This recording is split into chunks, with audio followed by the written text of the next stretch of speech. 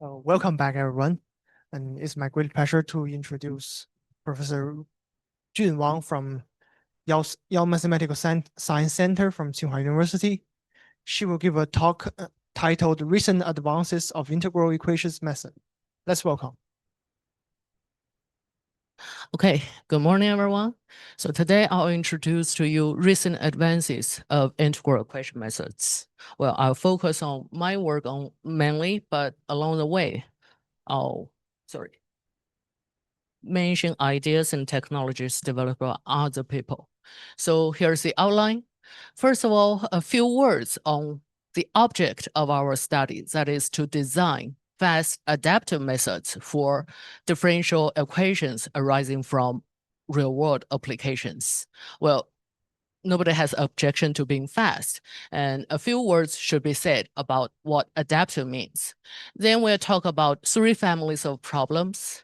First of all, fast adaptive methods for singularly perturbed two-point boundary value problems. Well, some of you out there have heard earlier versions of this problem, but now we've made some progress. We'll talk about linear equation, nonlinear equation, and based on the technology we developed, we make an attempt at a more challenging problem, that is the commutation in bifurcation theory.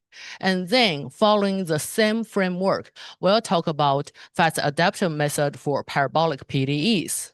I'll leave out some details because it's completely parallel to the first problem.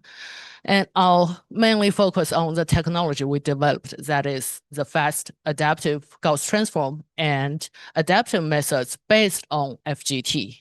And then for elliptic equations, that's not the focus of my own study, but if time allows, I'll still mention at least one application combining the recent development of elliptic solvers and the so-called elliptic marching for time-dependent problems.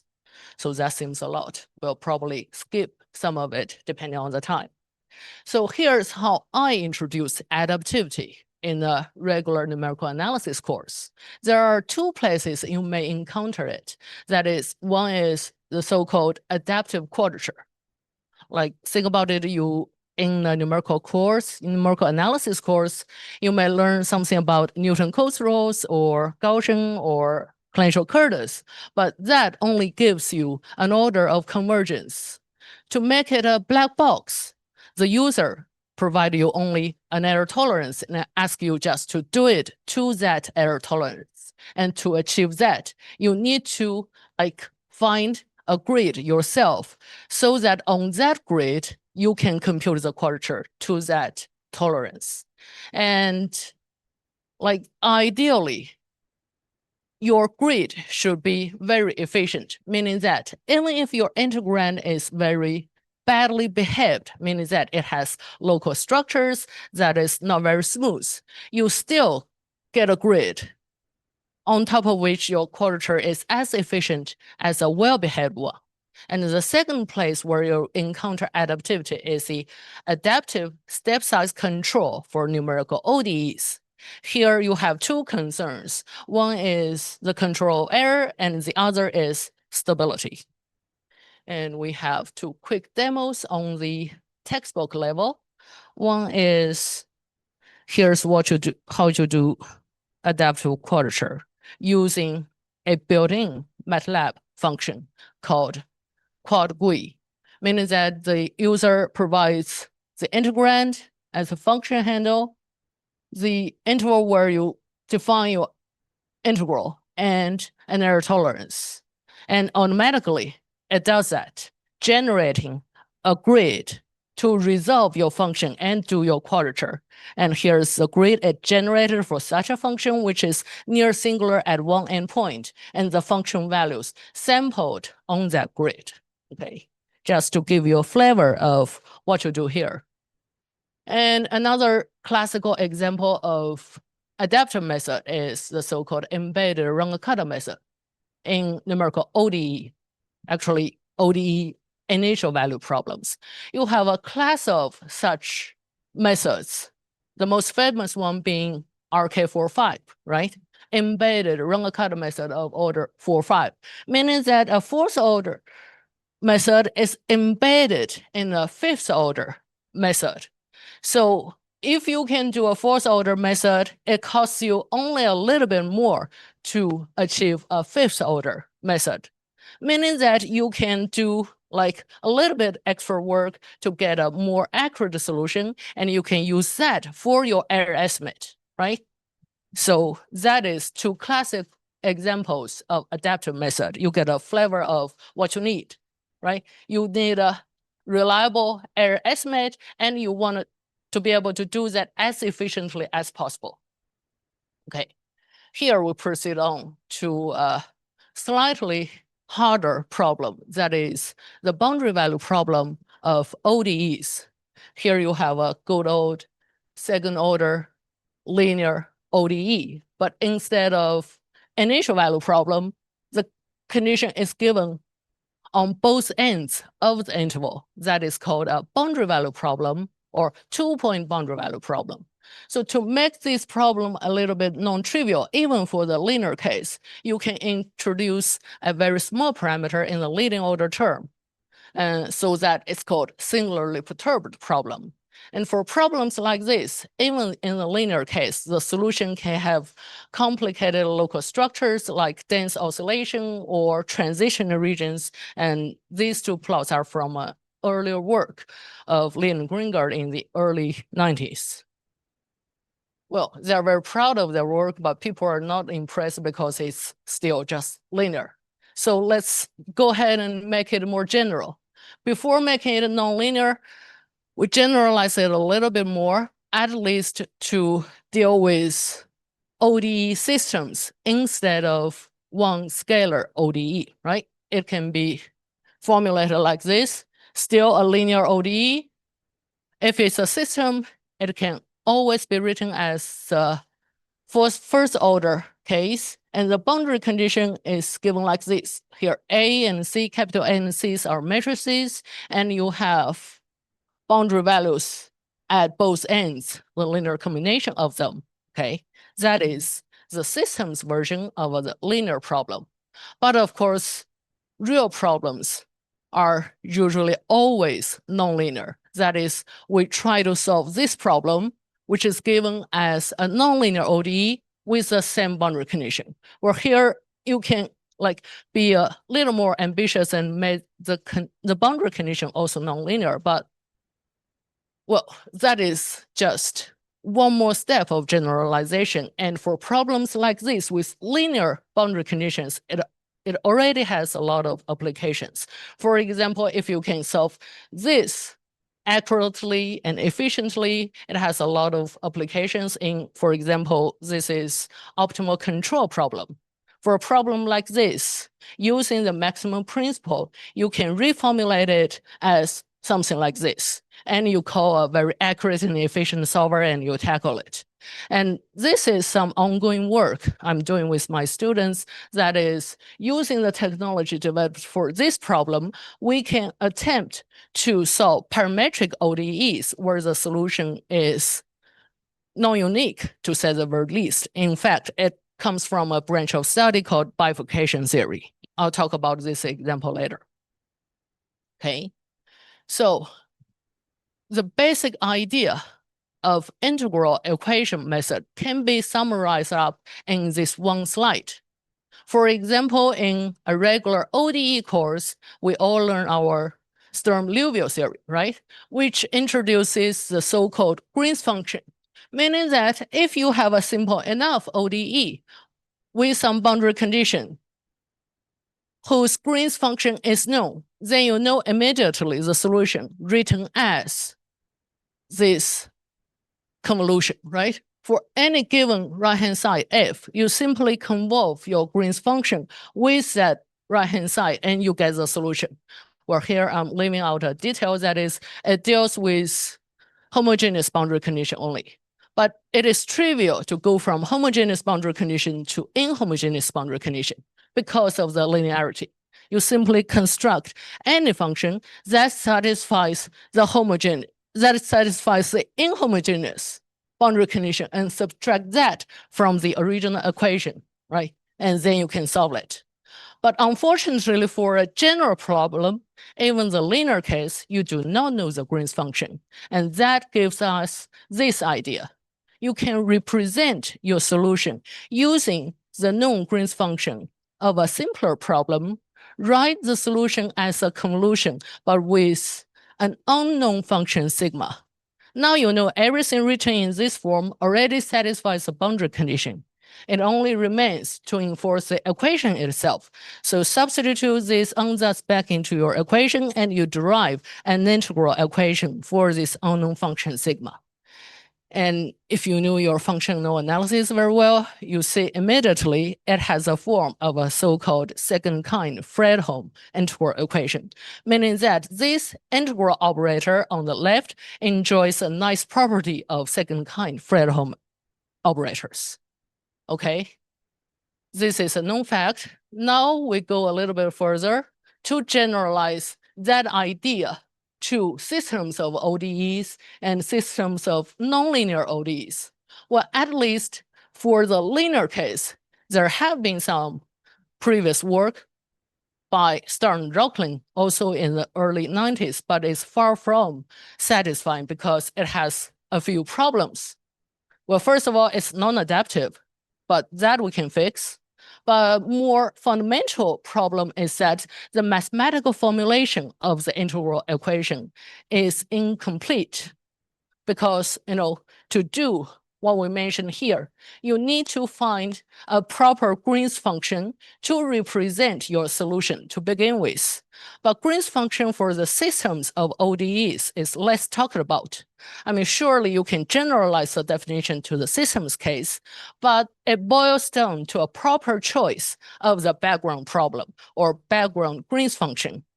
And in fact, it's a little bit more subtle than that, because if you choose a bad Green's function or a bad integral formulation, it can be very ill-conditioned, losing the selling point of integral equation method. And to take one step back, never mention the construction of Green's function. What is an easily verifiable condition for the existence of such a problem, even for the linear case? Well, you can say that's mathematically trivial. You can represent everything by the fundamental matrix, but that is not easily verifiable as a black box algorithm. So the first thing we do is to complete the story of the linear case. Okay, now let me summarize what Stern and Rocklin did in the early 90s and point out where it's insufficient and what we do to make up for it. So first of all, generalization of the definition of Green's function to the systems case, well, that can be done, right? Something like this, parallel to the definition of Green's function for the scalar case, or even parallel to the definition of Green's function for PDEs. Here we try and find such a function, which is an n by n matrix in this case. And it satisfies the following condition. Its partial derivative is continuous except at x equals t. And at x equals t, it has a jump. And for any point except x equals t, it satisfies the equation, the homogeneous equation. And for any t, it satisfies the homogeneous boundary condition. Okay, just accept it as a fact. Here we haven't talked anything about the existence of Green's function, right? Just accept for the moment that we do have such a Green's function, at least for some simple problems, some simple ODEs. Then the framework generalizes directly to the case of systems, right? You pick a simple enough P naught to start with, but with the same boundary condition. Okay, for this P naught, you do know explicitly your Green's function. Then you can represent the solution to the problem you care about as this. Okay, substitute it back into the original equation, you get, again, the second kind Fredholm equation. But the problem is How do you know such a Green's function exists to begin with? And if it exists, what's the best choice of your background problem or background Green's function? Okay, and here's the choice made by Stern-Rocklin and why it's not enough. So mathematically, Green's function can be constructed by something called fundamental matrices. Because the problem is linear, the general solution can be represented by a fundamental matrix. So it only remains to match the boundary condition, right? So we have a fundamental matrix for the original problem, a fundamental matrix for the background problem, and for the existence of the solution, it should satisfy this condition, that is the D matrix defined by this, or D naught defined by this, should be non-singular. Again, we have no control over the original problem whose fundamental matrix is unknown. We do have our choice on this background problem, right? And this is essentially what Stern-Rocklin did. Okay, they say if the fundamental matrix is known, we can construct the background Green's function explicitly like this, which assumes a piecewise separation of variable form. And that is the key observation in the design of fast algorithms. But you observe again, this D naught inverse appears. You need this thing not only to be non-singular, but to be well-conditioned. Otherwise, you're introducing artificial ill conditioning to the problem. Okay, then we see they made the simplest choice. That is to pick P naught equals 0, the simplest ODE, where you know the fundamental matrix is simply identity, and the background Green's function is constructed like this. But that is far from enough, right? That requires an additional condition that this A plus C matrix should be non-singular. But actually, in practice, we have lots and lots of applications where this A plus C is singular, but the solution itself exists and is unique. So we should, at the very least, fix this problem. That's not a good construction. Well, in their paper, they also considered like one step further, making it like a little bit more non-trivial than just 0. It can be, a real number times identity, but that doesn't solve the problem. You can do your algebra and derive explicitly your Green's function, but the same condition persists. Okay, you need a matrix to be non-singular, which is not needed for the existence of the solution. And the one thing they said about this situation is that theoretically, this can be overcome by introducing a linear transform, transforming this problem itself to a better one, just transform on the level of the ODE. Then, hopefully, after the transformation, your boundary condition satisfies, okay, this D tilde is non-singular.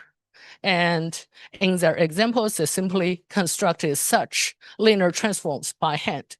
But that is, for one thing, not a black box algorithm. Secondly, if you are not careful about this transform, you can very easily introduce numerical ill conditioning into the problem. Okay, so the first thing we did is to fix this little hole in the Stern-Rocklin formulation of the integral equation. We can summarize it up into the little lemma, which is the main work of an undergrad thesis of the student Zhang Tianze from Children's College, who is really competent in both mathematics and computation. It says, okay, under this condition, well, the main purpose of this lemma is to construct in a black box fashion a background Green's function, which leads to a well-conditioned integral equation, which says there exists a non-singular matrix X such that this matrix, after this transformation, is non-singular. And the condition is if and only if the column spaces, the sum of the column spaces of the boundary condition matrices equals the entire space, or equivalently, the intersection of the left null space of A and C equals 0. Well, this is simply some linear algebra. And under this condition, we can construct explicitly such a transformation X so that the determinant is greater than 0. And after that, it only remains to extend this transformation into a transformation on the whole interval, which is non-singular everywhere. And it achieves identity at one end and X at the other end.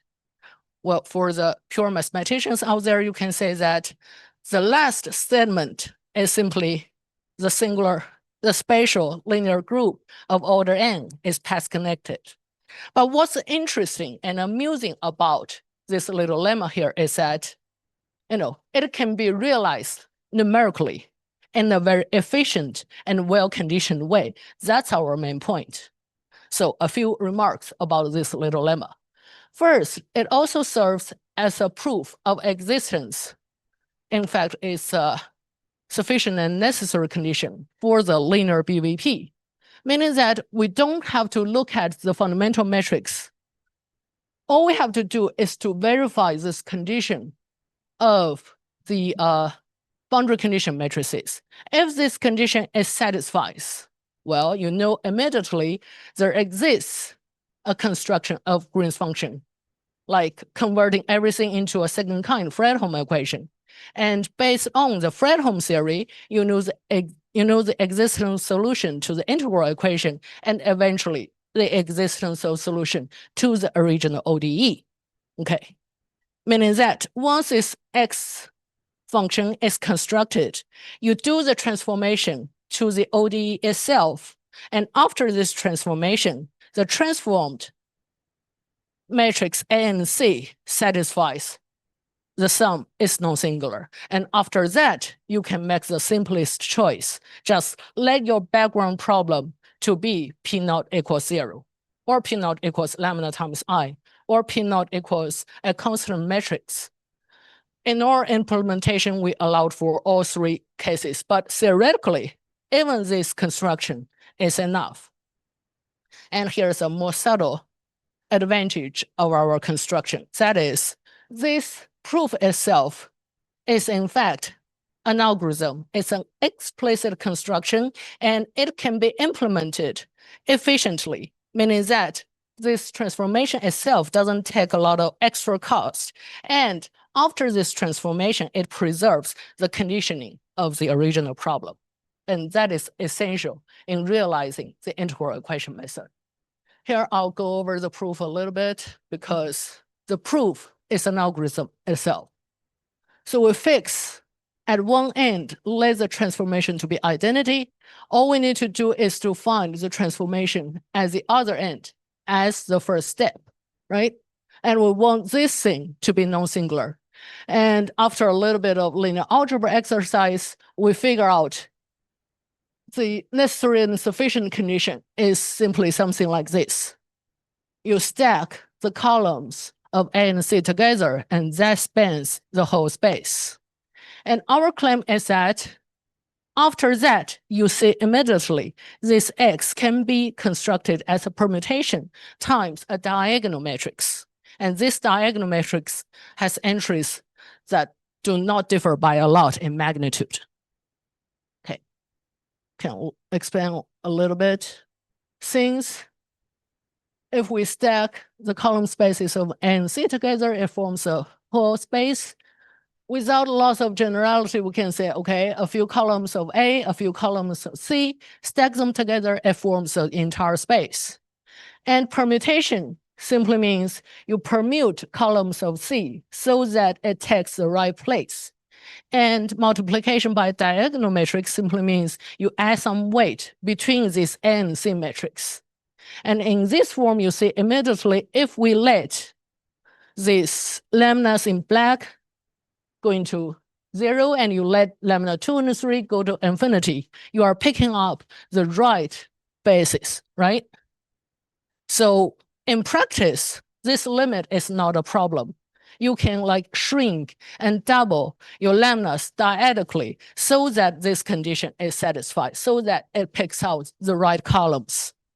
But in practice, we never want these lambdas to be like different by magnitude by a lot. And that can be overcome by constructing another transform. But in practice, this situation almost never happens because your A and C matrices are never like a random matrix. It's almost always given by like zeros and ones, and most of the time, it is enough to stop here. Okay, that is the first step to construct the transformation at the endpoints. Now the second part, which is proving SLN is path connected. That is to extend the transformation to the whole interval. And to do that, we simply decompose your permutation matrices into a sequence of so-called two permutations. Okay, just permute two columns. Okay, and for each permutation matrix, you extend it to the whole interval like this into something like a rotation, but you take your theta ranging from 0 to pi/2, then you get your extension of HPI, then you take the product of it. And for the diagonal matrix, it is trivial to extend it to the whole interval. And finally, you put everything together. The transformation is constructed as a sequence of orthogonal transforms and well-conditioned diagonal ones. And heuristically, that is the reason why we're preserving the well-conditioning of the integral formulation. Okay, finally, after that, the mathematical story is completed. We have found successfully a G0 so that we can represent our solution in this way.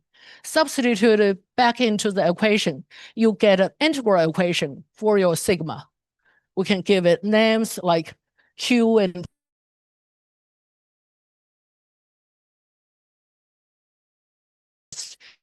then you substitute your solution sigma back into this ansatz for the solution to recover the original solution. Okay, so far it's still just mathematics. To make it a practical tool for commutation, we need like at least 3 more ingredients. The first one is you always have to discretize. No matter how good it is, it's still just math, right? And for this thing, there's nothing that's hurting you. There's no like singularity or stuff. This G0 is taken to be a piecewise constant form. So, just do the best quadrature you knew.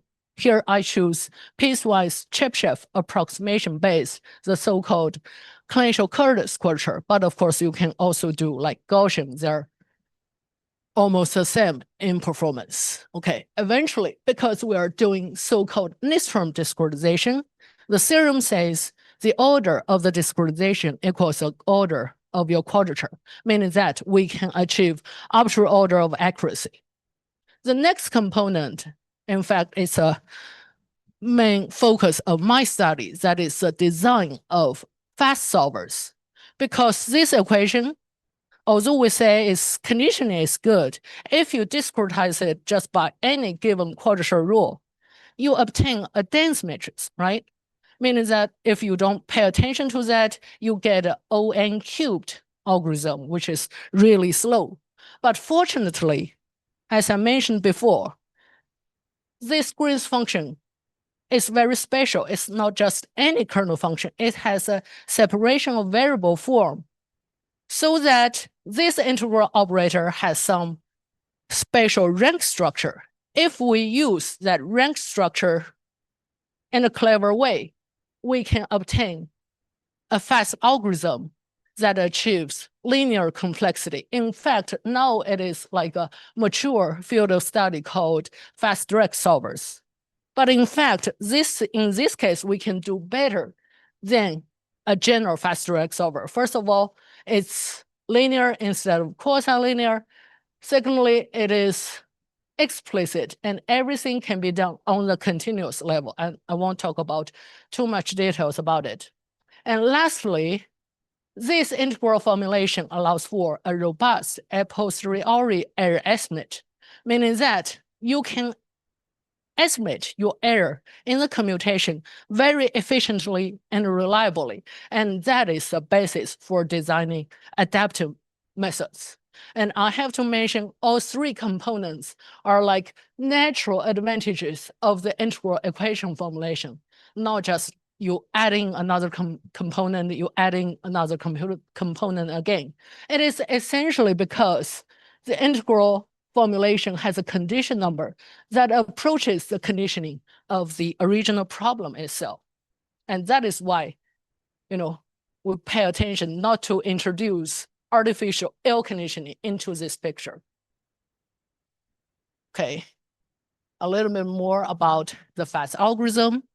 The main idea is really easy. That is, suppose you have an interval, you decompose it into two subintervals, A and B, and you study the restriction of that operator P on these intervals.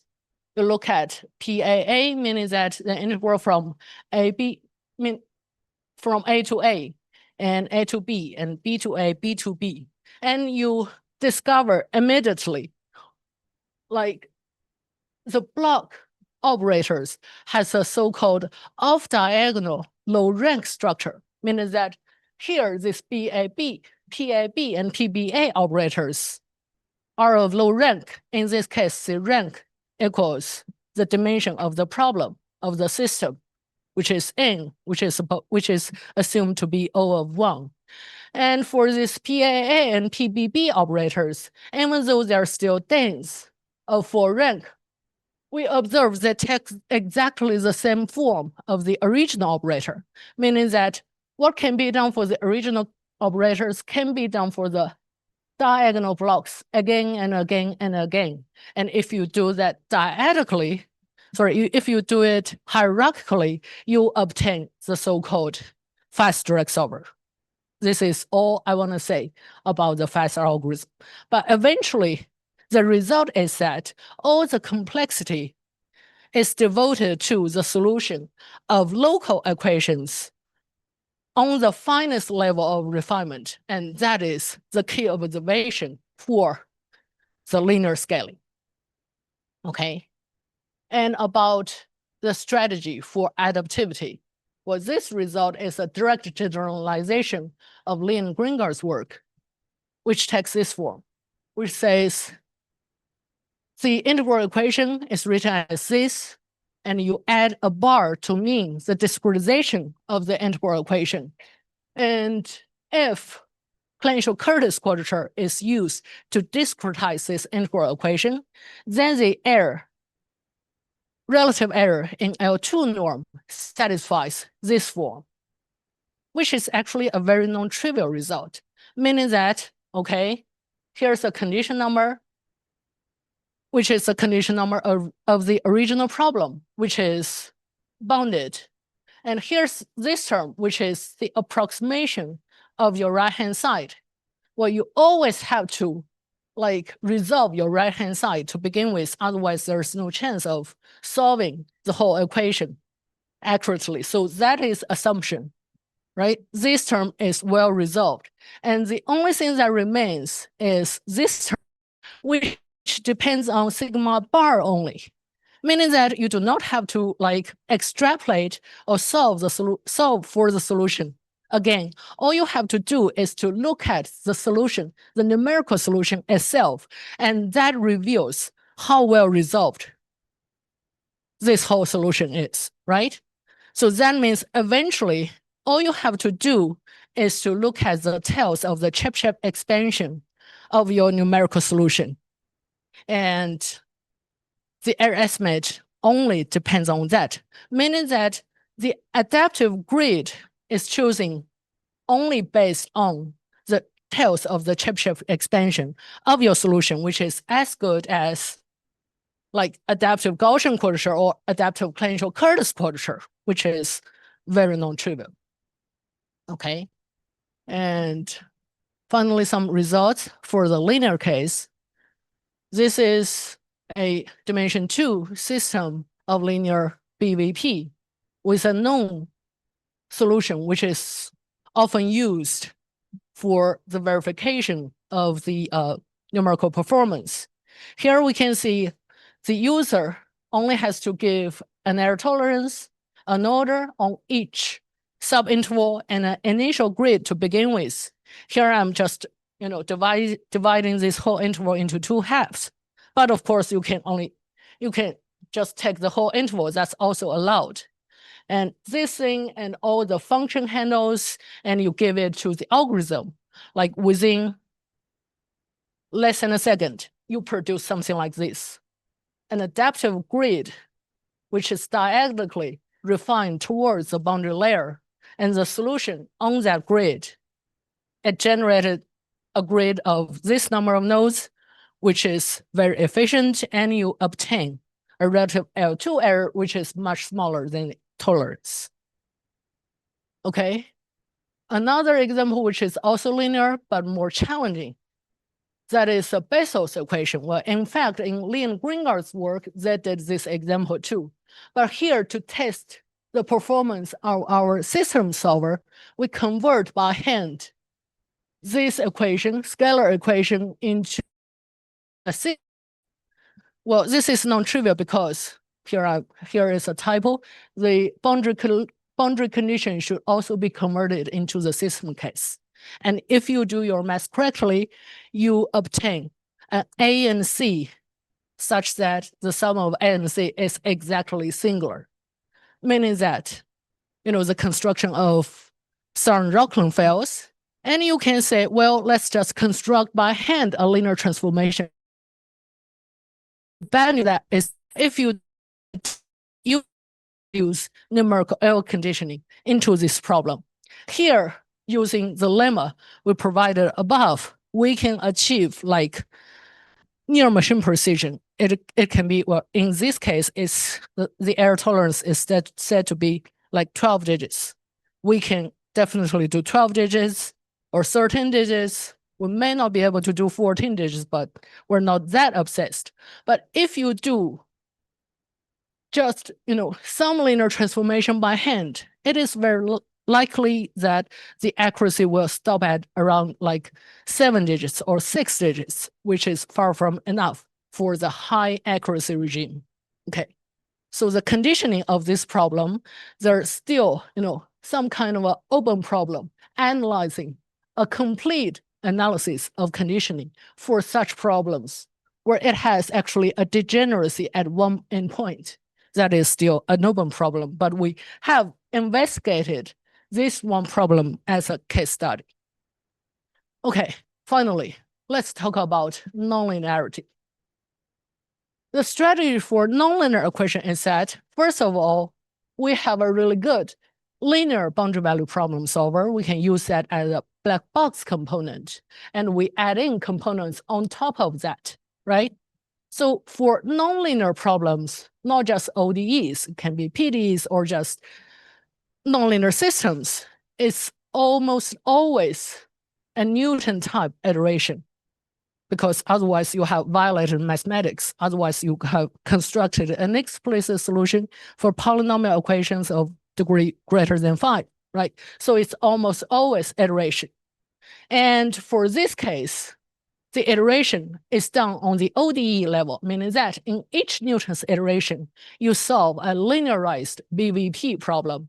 And Newton-Can-Rovich theorem guarantees, locally, it achieves quadratic convergence, which is fast, but not enough because everything have to be like really close. Otherwise, if you don't start with a good enough initial guess, it may not even converge. And that is why we need, a so-called method of continuation or homotopy method. The goal is to find a good initial guess. Just to elaborate a little bit more, you can formulate the Newton's iteration in this form, and you define your residual operator of the ODE, plus a boundary condition, by the way. And you can compute the Fréchet derivative of this nonlinear operator, and in each iteration, you do something formally like this, and each inversion of this F prime corresponds to a linear BVP solver. And the good news is that if you do things this way, your nonlinear solver naturally inherits the nice properties of the efficiency and adaptivity of your linear solver, right? You don't have to worry about it ever again. Just in each Newton's iteration, you take the adaptive grid of the previous iteration and you build on top of that with the same strategy, and it works very nicely. And I have to say a little bit more about the homotopy method. That is a strategy, a popular framework for finding suitable initial guesses. Well, the idea is very basic. You want to solve this GU equals 0. You do Newton, but you don't have a good initial guess. So you reduce it to some simpler problem of FU equals 0. Then you construct a so-called homotopy, a continuous deformation between these two problems, so that when this parameter goes from 0, it becomes FU, and when t goes to 1, it becomes a problem you care about. And that is the basic idea of homotopy method. Well, another point of doing this is that many problems of ODE boundary value problems already assume the form of a parametric ODEs. It already has a parameter. Then a natural choice is to do continuation along that parameter, vary that parameter from like 0 to 1, increase it little by little, and use the solution of the previous step as the initial guess for the next step. Well, that is a simple version of that. We can do like a little bit more fancy than that, but we won't talk about it. Okay. And another thing that's worth noticing is that when you carry out your homotopy method, it is very often that you introduce some singularly perturbed problems, or somebody like in other fields, people may formulate it as numerical sensitivity caused by the difference in time scale, because its parameters is varying and the scale is changing. And if you don't do it correctly, you can significantly reduce the overall efficiency. And again, if the inner algorithm is designed with care, it happens to be an excellent choice for this situation, right? Because adaptivity is dealt with on a lower level. You don't have to worry about it on this level all over again.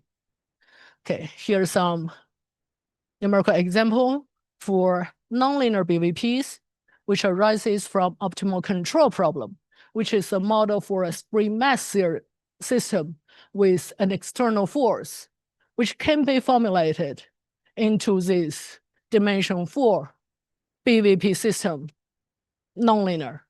And you see in this solution curve, there's boundary layers near the two endpoints, and that is the adaptive grid generated by our solver. And again, here's the parameters: local order of 16, error tolerance 10 to the minus 10, and it does it. And my student did this experiment, like changing the length of the interval from 20 to 2 times 10 to the 5th, meaning that it can be a short interval or very long interval, but because nothing interesting is happening in the middle, all the interesting stuff is happening at the two endpoints. Because of the adaptive grid, the runtimes don't differ by a lot. It's certainly not like 10 to the 4th, right? And that justifies the efficiency of this adaptive method. Okay, speaking of parametric ODEs, a lot of them come from a field of study called bifurcation theory. Here we do not want to give an intensive review to the subject. We only introduce as such a problem. For a parametric ODE, as the parameter varies, the qualitative nature of the solution changes through a critical value. That is a sentence taken from this textbook. I mean, what we mean by the qualitative nature is usually, stability structure or the uniqueness of the solution. And for computational people, an interesting task is to design an algorithm for the detection of bifurcation points and compute all the branches. Well, this is interesting, like theoretically, but also in application. This is taken from some work on tumor model by. Here's a bifurcation diagram, and here's how they do it. Well, to be fair to them, they did a lot of work on the analysis, but their numerical algorithm is very primitive. They simply did find a difference discretization of the ODE, and you scan, the parameter mu2 in their model. Just let it vary from, I can't even tell, in this range. And around some point, you detect a blow up of the condition number. And you say, okay, that is a good candidate for the bifurcation point. But clearly, that is not a robust and efficient algorithm for such a problem, right? A fundamental problem is that how do you know this air conditioning is caused by the actual air conditioning of the problem and not the artifact of your discretization? Since in finite difference, you are approximating some operator whose condition number blows up. So you do not know. It is a real problem of the solution, right? And this is some own work of me and my student. Here I'm not giving a complete review of the algorithm, but I just want to show you two primitive examples showing that our algorithm is very good for dealing with this situation. Here's a famous example in bifurcation theory called Brattl's equation, something like that. Here we have its so-called bifurcation diagram, which is this parameter lambda versus the solution at a given point. I'm choosing it to be a half. And for each fixed lambda, you see that we have computed two different solutions. And each point in this diagram corresponds to one solution curve on this side. That is two families of solutions. But this is actually a simple case of bifurcation called a simple fold or saddle point bifurcation, meaning that, if you go along, you do your continuation with respect to this parameter lambda. For each lambda, you may have two different solutions. But if you do some local change of coordinate and follow something like an arc length as a parameter, you can successfully trace out the whole bifurcation diagram. I'll just stop here about this example. And here's a more challenging one. Still a singular perturbed two-point boundary value problem with a parameter epsilon that's varying. And we are studying the solution at around epsilon equals 0.2. And we're using epsilon inverse as a continuation parameter. Well, following some previous work. That's how I know. And we see in this diagram, at around epsilon equals 0.2, we have four different branches. We have one disconnected branch, and we have a so-called asymmetric pitchfork bifurcation. And our algorithm can successfully compute this diagram. Again, each point corresponds to a family of solutions like this, which is really amusing. And I'll say a little bit about the techniques used in this computation. Well, apart from the thing we already have, that is a nonlinear BVP solver, we have incorporated the techniques of deflation and branch switching.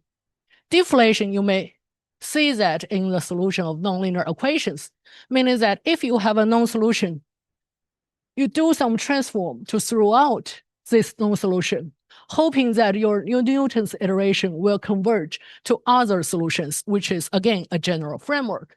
And branch switching simply means computing these pitchfork bifurcations. You continue along some parameter. At each new location, you need a condition for the detection of bifurcation points, determining if it's bifurcating or not. And if it's bifurcating, it needs to find the new directions for further continuation, right? It can be seen intuitively from the picture.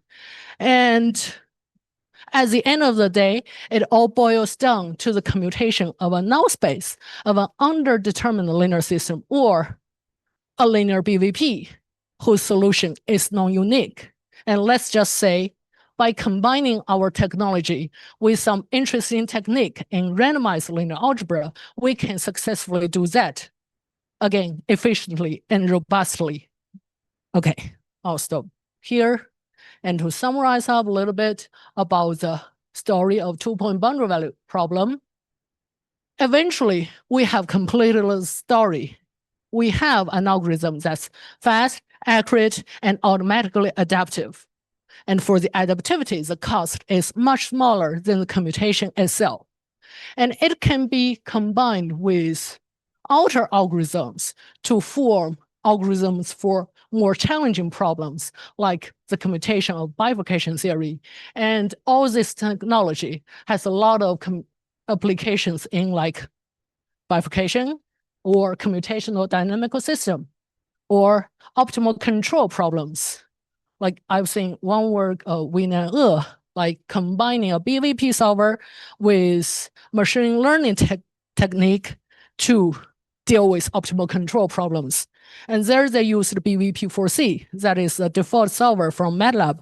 But one can always benefit from a good, efficient, and reliable solver for the BVP.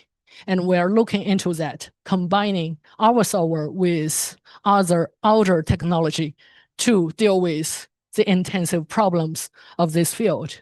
Or you can use it as a component in the semi-discretization of PDE, generalize what already exists to the field of PDEs.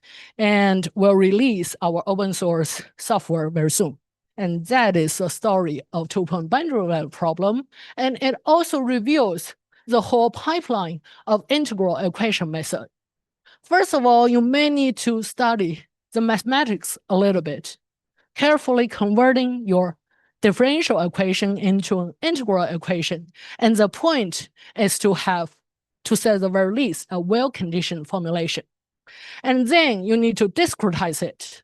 Here, we don't worry about it at all because quadrature is nice. Nothing bad is happening. But for PDEs, more often than not, you encounter singular quadratures for which, intensive study has been carried out for high order efficient discretization of that. And then you worry about fast algorithm for the resulting linear system. But thanks to the special structure of Green's function, usually rank structures can be used to design such algorithms. And finally, reliable and efficient a posteriori error estimate is essential for the design of adaptive mesh refinement. And some take-home message is that, although it may seem a lot, but we see each component may be interesting. In its own right, it has its own applications, each of these components. And it reveals the modularized methodology for algorithm design. You have a good inner technology, you combine it with some good outer technology, like building blocks, instead of doing the whole thing all over again. Okay, how am I doing on timing? Okay, we might be a little bit.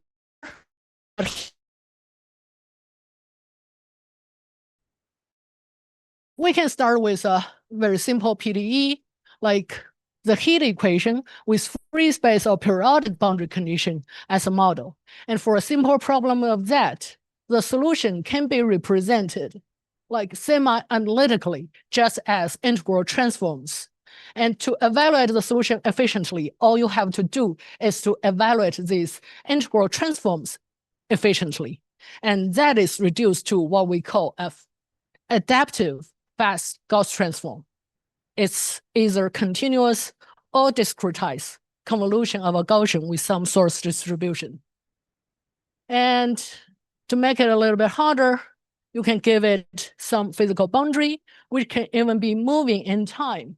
And you impose some boundary condition on that. And integral equation method is just as a 2-point boundary value problem. You simply add one more term in the representation of the solution with an unknown density function, right? In this case, everything written in this form already satisfies a PDE. All you need to do is to enforce the boundary condition, which is the other way around as in the 2-point boundary value problem. And to do that, you simply let the point approach a point on the boundary, and you recall some classical result called jump relation, meaning that the limit has an extra term of a half mu itself. Then you obtain something like this, which is an integral equation for the unknown density mu, which is completely parallel to the formulation of 2-point boundary value problem. You solve this equation for your density function, substitute it back into the representation itself, and you solve the equation. At the very least, you see one merit of doing so, that is, the unknown is reduced to the boundary only. You don't have to discretize the whole domain if you don't have a forcing term. If you have a forcing term, there's no other way around. Okay? I think because of the time constraint, I'll probably skip ahead and give you a bunch of numerical examples. First of all, that is the timing for our core fast algorithm, the FGT, in 2 and 3 dimensions. And in one sentence, we say it achieves greater than FFT speed, but on a fully adaptive grid, which is finally satisfying to us. This is published in some review of last year. And 3D volume FGT. And built on top of that, but of course, there are some other details to make the whole framework work. But let's just see numerical examples quickly. This thing, you may have seen it before. Here we have updated our example, but you cannot see the difference with your own eyes, but it's actually more efficient than the earlier version. That is a heat equation with a forcing term with periodic boundary condition. You see the solution and the adaptive grid generated on the way. And of course, you can make it a little bit more non-trivial by adding a nonlinear term, making it reaction diffusion. Here's one specific family of reaction diffusion called Gray-Scott model, and you see the evolution of the solution. Sorry. It's not just diffusing, but along the way, it's generating non-trivial structures. And your adaptive grid follows the structure of the solution. And we can even do Navier-Stokes equation, which is, something like this. It is a 2D Navier-Stokes equation with initial condition like this and adaptive grid on top of the solution, which is in the recent work of me, my student, and my collaborators of the FGT. And this is how we do it, okay? For Navier-Stokes, it still builds on top of the linearized version unsteady Stokes equation, for which, if it is periodic boundary condition or free space boundary condition, we have, again, a semi-analytic solution, which is based on the Helmholtz decomposition. And eventually, the solution is, consists of 2 phases, one Poisson solver and one fast His solver for each time step. Okay, time is running out, so I'll skip the last application, which is elliptic marching technique combined with adaptive time stepping, and summarize up like this. Okay, just parallel to the story of 2-point boundary value solvers, we have developed the state-of-the-art fast adaptive FGT, which is interesting for other applications too. And building on top of that, we have developed a automatic mesh refinement and coarsening for parabolic equations. And one story I'm not telling you is that the above applications always have periodic boundary conditions, but what's more interesting is combining the above technology with, high order time stepping for Volterra equations to obtain fast adaptive solutions for parabolic equations in complicated moving geometry. And lastly, a few applications in further research. And that's it. Thank you. Questions?